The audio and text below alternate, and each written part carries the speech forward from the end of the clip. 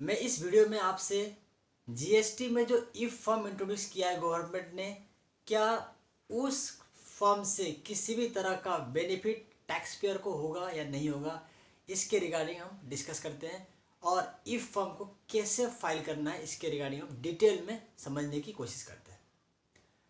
जब गवर्नमेंट ने quarterly return का ऑप्शन दिया था पहले, तो दिक्कत क्या आ रही थी कि कोई भी सप्लायर जो सप्लाई करता था गुड्स या सर्विस, वो अपनी जीएसटी-R1 क्वार्टरली बेस पे भर रहा था।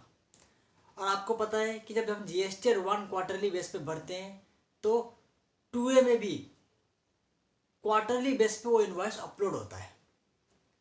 और जिस टाइम अक्टूबर से 36(4) इंट्रोड्यूस कर दिया गया, तो 2A के बेसिस पे इनपुट लेना मैंडेटरी हो गई। या तो आप 2A की 10, 20 और 5%, जिस तरह से गवर्नमेंट ने सीक्वेंस रखा, पहले 20%, फिर 10%, फिर 5%, जो भी सीक्वेंस चल रही है, उससे ज़्यादा का क्रेडिट ले ही नहीं सकते। तो क्वार्टरली रिटर्न फाइल करने वाले सप्लायर के कारण सामने वाले मंथली रिटर्न फाइल करने वाले रिसिपेंट्स को दिक्कत होने लगी आईटीसी क्लेम करने में। तो गवर्नमेंट ने इस कारण ई फॉर्म का इंट्रोड्यूस कर दिया।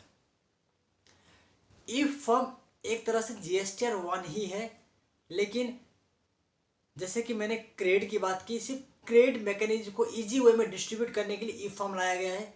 तो गवर्नमेंट ने जीएसटी-R1 को शॉर्ट कर दिया, B2C की सारी डिटेल्स हटा दी। B2C एग्जाम्प्ट नील रिलेटेड जो भी है उनकी सारी डिटेल हटा के सिर्फ B2B वाले डिटेल्स को छोड़ दिया वहाँ पे, उसको एक नाम दे दिया E form, invoice furnishing facilities form.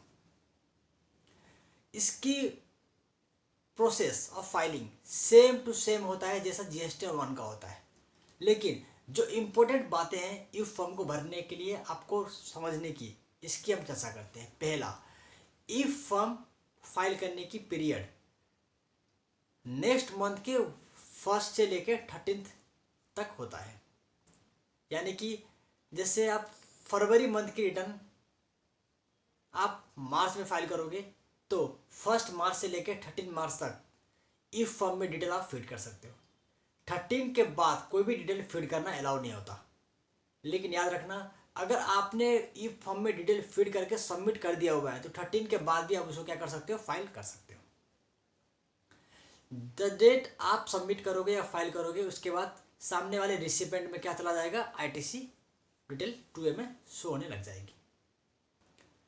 अब बात आती है ई फॉर्म कितने महीने तक हमें फाइल करना है। आपको E form 1st and 2nd month of quarter file करना है। 3rd मंथ में जो भी आपने 1st मंथ और 2nd मंथ में फाइल किया होगा वो ऑटो पॉपुलेट जीएसटी-R1 में हो जाएगा। अब 3rd मंथ आपको सिर्फ क्या करनी पड़ेगी, 3rd मंथ की डिटेल ऐड ऑन करना पड़ेगा। सिर्फ 3rd मंथ की डिटेल्स ऐड ऑन करना पड़ेगा। लेकिन याद रखना, B2C 1st, 2nd और 3rd तीनों मंथ का ऐड ऑन करना है। मतलब ऐसे में शॉर्ट में बोल दूँ, अगर मान लो आप क्वार्टर ले लेता हो जनवरी, फरवरी, मार्च। जनवरी में ई फॉर्म भर दिया B2B, साइड डिटेल डाल दिया आपने, B2B की क्रेडिट डेबिट नोट डाल दिया। फरवरी में भी आपने B2B की क्रेडिट डेबिट नोट डाल दिया, आप B2B डाल दिया।